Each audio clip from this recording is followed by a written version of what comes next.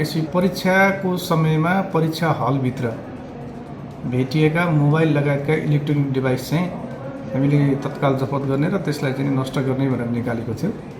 सोही अनुसार अहिले विभिन्न परीक्षा केन्द्रबाट सयौंको सङ्ख्यामा मोबाइलहरू फेला परेको छ र त्यो चाहिँ प्रहरीसँग सुरक्षित छ। त्यसलाई अब हामी नष्ट गर्ने अभियानमा छौँ। त्यसको मोबाइल हामीले नियन्त्रणमा लिएको छ।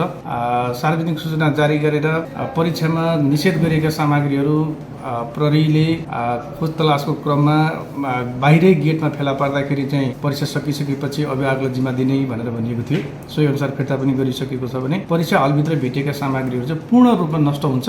मोबाइल पाउने आशामा यदि कोही हुनुहुन्छ भने त्यो यहाँहरूको मिथ्या प्रयास हुनेछ।